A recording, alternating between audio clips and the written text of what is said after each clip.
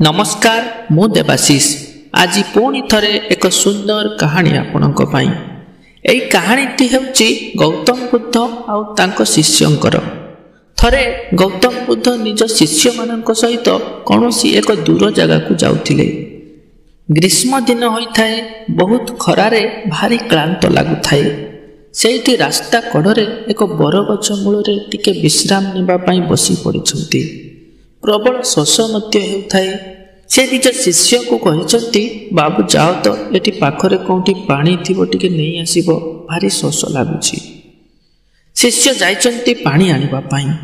किछि बाट गला परे एक पोखरी थिला, किंतु से पोखरी कूलरे जने कृषक निजर बलद को गाधोई देउथिले। पानी बहुत गोलिया हे जाइथिला। सेही पोखरी रे आउ मध्य गोटे घाट थिला, सेथिरे मध्य जने स्त्री लोक किछि कपड़ा सफा करुथिले। ये भाविचंती नाई पर मिठी नुह जाउची पानी आउ अन्य केउठु नै जिबी, एठारे बहुत गोलिया देखा जाउची। पुणी अन्यत्र जाई खोजिची, हेले ताकु मिलेनी पोखरी। तो पुणी निज गुरुंक पाखकु गौतम बुद्धंक पाखकु फेरी जाइचंती। कहिची, क्षमा करिवे गुरुवर, पानी मु आनी पारिलिनी।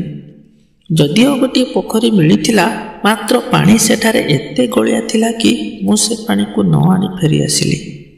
गौतम बुद्ध कहते, ठीक अच्छी बाबू, एबे टिके विश्राम कर। अध घंटाए जाइची, बुद्धदेव पुणी आउ थरे से शिष्य को डाकिचंती।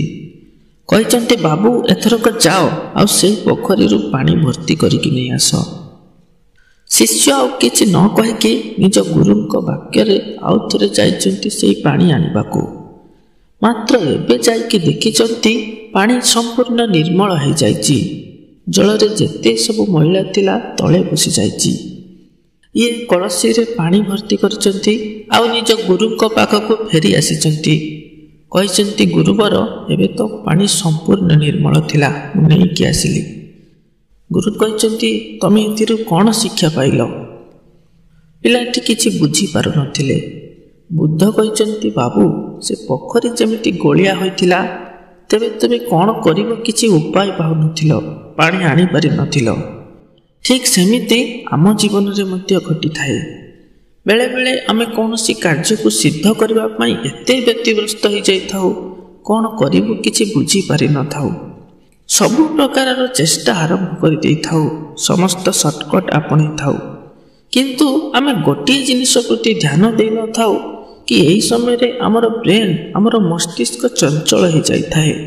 आमे जेते भी चेष्टा करिथाउ, किंतु एही परिस्थिति रो बाहरिबा पई सठिक दिमाग लगेई पारि न थाउ। आ सेमिति जेतेबेले परिस्थिति आसुची, किछि समय चुप रहि जिबा दरकार। आम माइंड, आम ब्रेन को टिके आराम दरकार। किछि समय चुप रहिला परे एकाग्र चित्तरे आउ थरे विचार करंतु, देखिबे किछि ना किछि तो उपाय बाहरिबो निश्चय। कहानीटी आज पई एतिकी रहुची। पुणी देखा हेबो आउ एक कहानी माध्यम रे।